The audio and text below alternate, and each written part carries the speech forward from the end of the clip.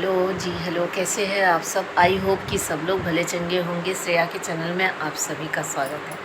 तो जैसा कि आज है मंडे और ये तो सभी जानते हैं, और अभी बज रहा है 10:30 का टाइम हो रहा है और मैं नहा ली हूँ, पूजा भी कर ली हूँ। पूजा करने के बाद जैसे बाल अपना कॉम करके थोड़ा सा मेकअप वेकअप कर ली और मैंने सोचा आप सबसे बात कर लूँ।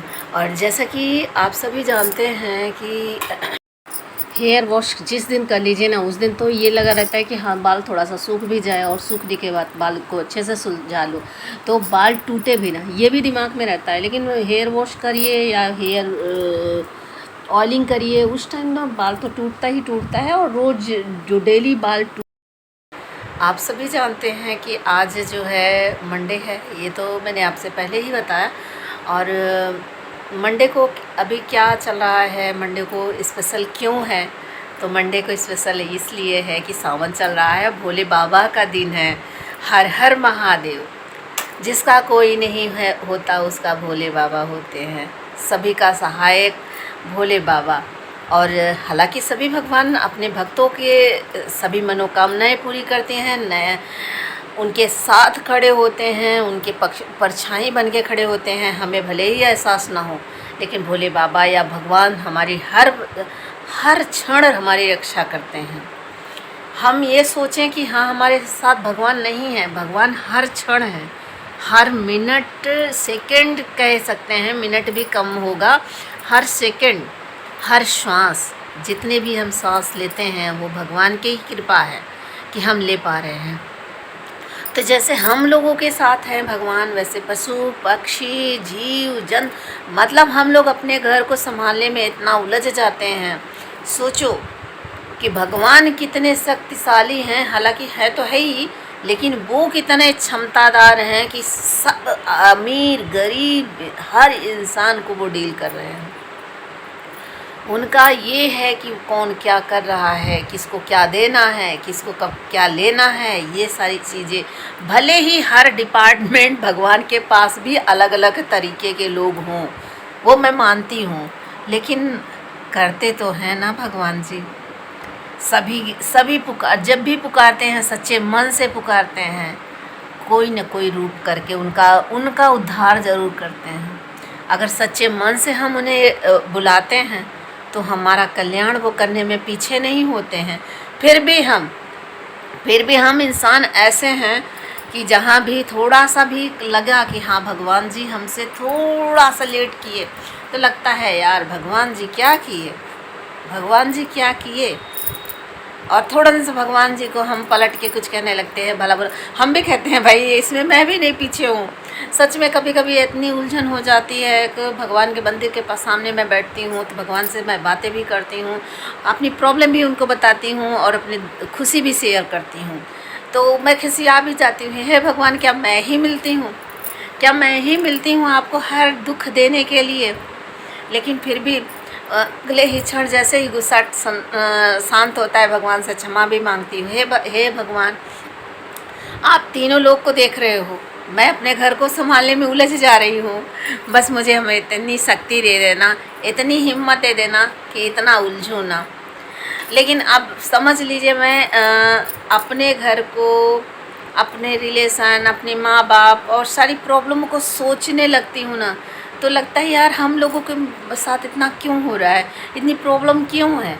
लेकिन अपनी ही देख लीजिए, और अगर आसपास के सभी के प्रॉब्लम देखो तो सोचो कि ऐसा नहीं है, इनसे बड़ा, मेरे से बड़ा तो इनका प्रॉब्लम है। तो ये होता है।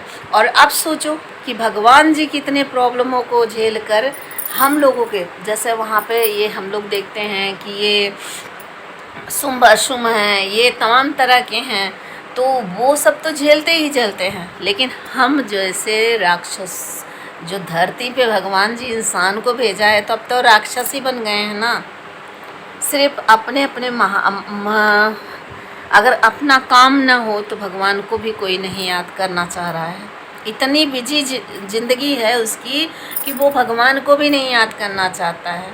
तो इस इंसान को क्या कह सकते हैं, राक्षस ही कहेंगे ना। तो हम क्या कर रहे हैं, हम भी तो भगवान को दुख ही दे रहे हैं ना, उन्हें कष्ट ही दे रहे हैं। भगवान जी जो कहा है कि जो जिस हिसाब से जीना है उस हिसाब से क्या हम जी रहे हैं?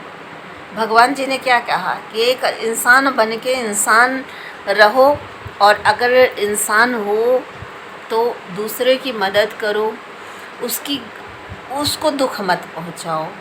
पूजा पाठ करो ना करो, सच्चे मन से हमें याद करोगे तो मैं तुम्हारे साथ खड़ा हूँ।